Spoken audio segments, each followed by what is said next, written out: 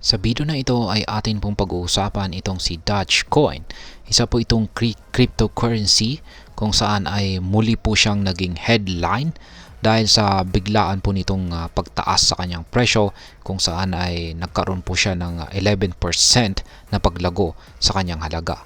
Sa madaling salita ay si Dogecoin po ay nakaranas ng rapid surge or mabilis na pag-angat kung saan ay nadagdagan po ng $2.5 billion ang kanyang market cap sa loob lamang ng isang araw. At ang tanong ay bakit kaya ito nangyari? Ayon po sa mga analyst ay nagkaroon daw ng malaking epekto ang bagong komento ni Ginoong Elon Musk tungkol kay Dogecoin. Yan, totoo po yan. Si Ginoong Elon Musk na kilalang kilala bilang isang malaking supporter ni Dogecoin ang may malaking kinalaman sa sudden surge na ito.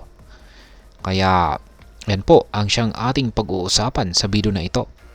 Pero bago po tayo magpatuloy ay nais ko lamang po munang bigyang linaw ang aking disclaimer kung saan ang nilalaman po ng video na ito ay hindi po ito isang financial advice.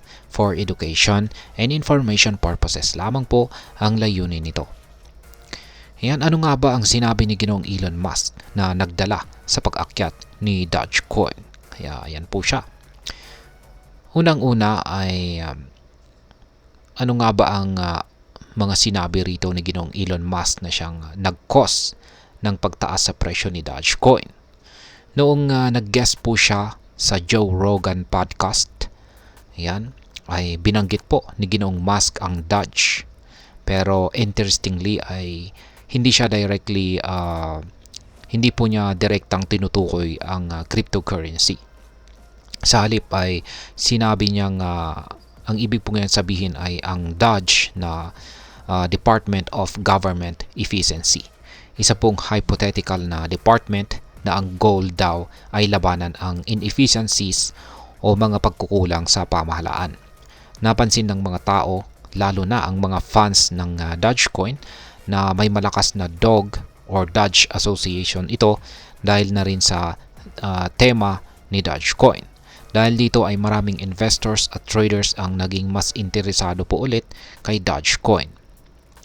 Ngayon ay isipin natin ang simpleng pagbanggit ni Ginoong Musk ng salitang Doge sa isang ibang konteksto ay nagdulot po ng malaking reaction sa crypto market. Nakita po natin kung gaano kalaki ang influence ni Ginoong Musk kay Dogecoin. Hindi ito ang unang beses na nangyari po ito. Kaya ang kanyang influence kahit indirect ay muling nagpasigla ng interest ng mga tao sa digital currency na ito o kay Dogecoin. Ngayon ay bakit po malaking deal ang $2.5 billion na pag-angat ng market cap ni Dogecoin? Kung titingnan natin ang laki ng pagtaas ng market cap ni Dogecoin, ang $2.5 billion ay isang malaking halaga. Sa crypto market, ang market capitalization ay ginagamit upang sukatin ang kabuuang value ng isang asset.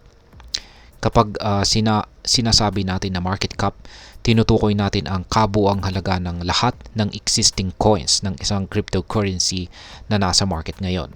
Ang ganitong laki ng pag-akyat ay bihira po para sa isang cryptocurrency, lalo na't biglaan. Dahil sa pagtaas ng market cap ay umakyat rin ang ranking ni Dogecoin sa mga top cryptocurrencies globally. Sa ngayon ay nasa $25.2 billion na ang value ni Dogecoin sa market, kung saan ay nagpapakita po ng lakas ng interest ng mga tao sa coin na ito. Ayon po sa mga analyst, kapag may ganitong klaseng paglaki sa halaga ng isang coin, minsan ay nagkakaroon po ng domino effect. Dumarami ang pumapasok ng mga investors dahil po sa fear of missing out o FOMO at lalo pang lumalakas ang trend. Ngayon ay ano naman po ang sinasabi o sinabi ng mga analyst tungkol sa future movement ni Dogecoin? Ayon sa ibang mga analyst, ang pagtaas na ito ay may posibilidad na magpatuloy pero may kaunting babala rin sila. Una, sabi ng ilang analyst ay nagkaroon ng breakout ang presyo ni Dogecoin mula sa isang tinatawag na descending channel. Ano ba ang ibig sabihin nito? ang descending channel ay isang technical pattern na nagpapakita po na bumababa ang presyo ng isang asset sa loob ng isang takdang panahon or time frame. Kapag na-break po ang pattern o kapag lumabas po ang presyo mula sa pababang trend, madalas ito po ay sinyalis ng bullish trend o pagtaas ng presyo. Ngayon ay may mga analyst na nagfo-forecast na posibleng umakyat pa si Dogecoin ng additional 24.14% sa mga paparating na araw. Ito ay positibong indikasyon para sa mga investors na nagbabantay sa galaw ni Dogecoin. Pero sinabi ng isang analyst na si Ginoong Ali Martinez, naglabas po siya ng babala gamit ang isang indicator na tinatawag po niya na TD sequential. Ayon kay Ginoong Ali ay nagkaroon po ng sell signal para kay Dogecoin na maaring magresulta sa pagbaba ng presyo nito papuntang 0.156. Ibig sabihin ay kahit na may bullish trend ngayon ay possible pa rin ang correction o bahagyang pagbaba ng presyo. Ngayon ay ano naman ang sinasabi ng mga technical indicators?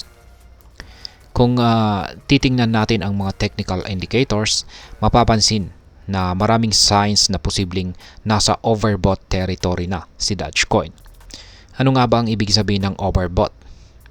Simple lamang po, ang overbought ay isang kondisyon sa market kung saan sobrang daming bumili ng isang asset. Kaya inaasahan na bababa ang presyo nito dahil sa biglaang pagbebenta. May dalawang indicators na ginagamit po rito, ang Bollinger Bands at ang RSI o Relative Strength Index. Ang Bollinger Bands ay isa po itong indicator na sumusukat ng presyo relative sa volatility. Ngayon, sa kasalukuyang galaw ni Dogecoin ay natouch na po niya ang upper Bollinger Band. Ibig sabihin ay nagiging mataas ang chance ng pullback o pagbaba sa presyo dahil po sa overbought status nito. Ang isa pang indicator, ang RSI ay nasa level naman na 69.27.